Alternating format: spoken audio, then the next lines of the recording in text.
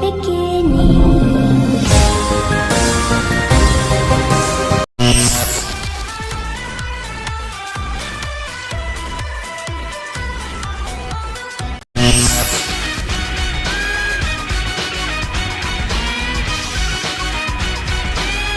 Simula ngayong umaga, may mga bago tayong makikilala at makikita na todo ang dating at sobrang exciting. Ang pinakamahaba, ang pinakamataas, ang pinakamalaki. Extreme ang lahat ng nakikita niyo. Pinakamaiksi, ang pinakamaliit, ang pinakamainit. Susubukan ang mga kakayahan. Aalamin kung sino o alin ang panalo. Kung gusto niyo malaman ang lahat ng mga kumapit kayo. Oras na sa mga extremes.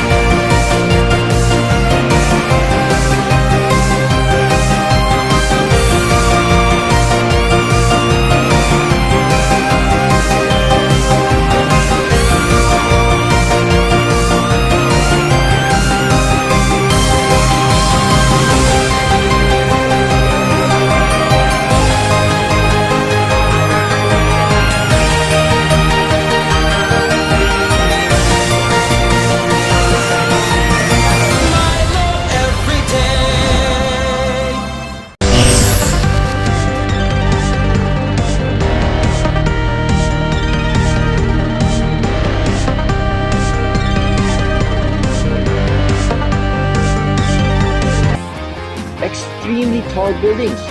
Simulan natin sa malaki. Malaki! Ang mga tao ay naging obsessed na sa paggawa ng pinakamalaking structure. Tulad na lang sa ating ancient history kung saan mayroon higanteng structure tulad ng pyramids, Wow! Stonehenge, Wow! at pati Great Wall. Pero ngayon, pag-usapan natin ang mga extreme. Simulan natin sa tallest man-made structures at building sa buong mundo. Sa loob ng ilang dekada, ang iba't ibang bansa, mga designer at arkitekto at pati na pamahalaan ay nag-aagawan sa titulo ng pinakamataas na building sa mundo. Baka alam nitong mga building na to. Ang CN Tower sa Toronto, Canada, ang Tokyo Skytree sa Japan, ang Petronas Twin Tower sa Kuala Lumpur, Malaysia, Willis Tower sa Chicago, Illinois, Empire State sa New York, at ang Eiffel Tower sa Paris, France. Lahat ng mga ito ay may pagkakapareho. Ang mga building at tower na yan ay tinuturing na ilan sa pinakamataas na structure sa mundo. Mamaya, malalaman natin kung ano ang pinakamataas sa kanilang lahat. Kung akala nyo na ang pagsukat natin ay mula sa base hanggang sa tuktok ng building, ay nagkakamali kayo. Medyo, kasi ang titulo ng pinakamataas na building o structure ay may iba't ibang criteria para malaman kung ito nga ang pinakamataas. Katulad ng mga tallest building in height, tallest self-supporting tower, tallest twin building, tallest steel building, tallest solar power tower, at marami pang iba. Kung pagbabasehan ang criteria sa height, pwede natin tingnan ang top 5 na pinakamataas sa buong mundo sa ngayon. Number 5 ay ang Ping An International Finance Center sa Shenzhen, China. May sukat ito na 1,966 feet o 599.1 meters at ang pinakamataas sa Shenzhen. Sa number 4, ang Abraj Al Bayt Clock Tower sa Mecca, Saudi Arabia. Ang taas nito ay 1,972 feet o 601 meters na mayroon din world's biggest clock face. Sa number 3 ay ang Shanghai Tower sa Shanghai, China. May sukat ito na 2,073 feet o 632 meters. Hawak din ito ang record na most number of visible floors na 128. At ang number 2 ay ang Merdeka 118 sa Malaysia. May taas ito na 2,227 feet o 678.9 meters. Ito ang pinakamataas na building sa Malaysia at sa buong Southeast Asia.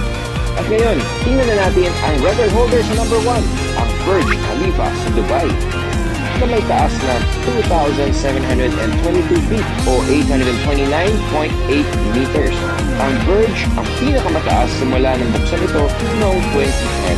Halos doble ang taas nito sa Empire State Building sa New York na may hawak ng korona ng world's tallest building noong 1930s. Ang Burj ay may mga restaurant, apartment at opisina at ang tallest elevator shaft in the world nandoon din. Yan ang top 5 na pinakamataas na structures sa buong mundo. Yun, alam ko na. Ang susunod na listahan natin ng mga pinaka-extreme, abangan. Ang extremely fast creatures sa Animal Kingdom, ngayon naman, pabilisan ang usapan. Sila ang mga pinakamaliksi at pinakabilis sa Animal Kingdom. Cute naman. At bilang tutungkol kung sino ang pinakamabilis sa record. Dahil para sa mga hayop, nakasalalay ang buhay nila sa pagiging mabilis. Kung mauhuli ba nila ang pagkain nila o makakataka sila sa predator para mabuhay. Sa libo-libong species, sino kaya sa kanila ang tatanghaling pinakamabilis? Pero bago lahat, hatiin muna natin sa 3 kategorya. Titingnan natin ang pinakamabilis na hayop sa lupa, dagat at himpapawid. At baka siguro meron pang iba. Sa huli ay kokoronahan natin ang pinakamabilis sa lahat. Simulan natin sa lupa. Tulad ng fastest car, ang pinakamabilis na hayop sa lupa ay ang cheetah. Kaya nilang tumakbo mula 0 hanggang 60 miles per hour in less than 3 seconds. Dahil dito, nakuha ng cheetah ang corona sa fastest animal on land. Pero shoutout din sa iba pang big cats. Tulad ng lion na kayang tumakbo sa bilis na aabot sa 50 miles per hour. Pagkatapos sa lupa, sisirihin naman natin ang karagatan. Ito ang halos sumasakop sa 2/3 ng buong mundo. Dahil mahirap pag-aralan ang mga isda at iba pang aquatic creatures, ang record sa pinakamabilis sa tubig ay mahirap makuha. Pero bago ang lahat, silipin natin ang honorable mention na may estimated top speed na 67 miles per hour. Palakpakan natin ang sailfish. Ngayon ay oras na para koronahan ang nakakabilib sa bilis na 80 miles per hour top speed. Ang titulo para sa fastest in the water ay walang iba kundi ang Black Marlin Fish. Bilib!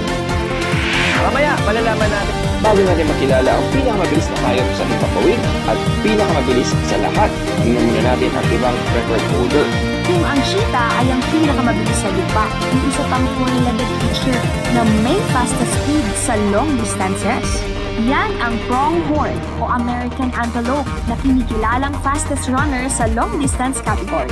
Kaya nilang panatilihin ang top speed na 35 miles per hour na ilang milya at kayang umabot ng 55 miles per hour. Samantala, sa insekto naman, ang horsefly ay umaabot ang top speed sa 90 miles per hour. Ito na ang pinakamabilis na hayop sa himpapawid na may bilis na higit sa 100 miles per hour. Ang bilis, bilis, bilis. Ang Eurasian hobby ay kayang umabot sa 100 miles per hour habang ang Golden Eagle ay kayang lumipad ng 150 miles per hour. Pero, anong species nga ba ang pinakamabilis sa Animal Kingdom? Ito ang Peregrine Falcon. Ang ibon na kayang lumipad sa higit pa sa 185 miles per hour kapag nahuhuli sila. Halos kasing bilis na pinakamabilis na sports car. Isa na namang extreme record ang ating nalaman. Balikan natin ang mga extreme record natin mula sa umpisa. Naalala niyo pa ba? Nagsimula tayo sa top 5 na pinakamataas na building sa buong mundo. At nakita natin ang Burj Khalifa sa Dubai na may taas na 2,722 feet o 829.8 meters. Ito ang pinakamataas simula nang binuksan ito noong 2010. Sunod naman ang pinakamabilis na hayop sa lupa, dagat at kalangitan. May kasama pang mga honorable mention. At kahit ang mga hayop na to ay kinikilala na pinakamabilis sa kanilang kategorya, ang nakakuha ng corona ay ang peregrine falcon na pinakamabilis sa kalangitan at sa buong animal kingdom. I believe!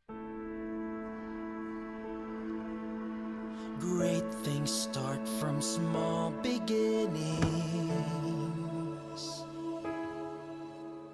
Growing up, reach early for your dreams.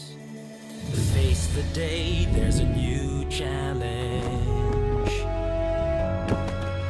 A chance to be better.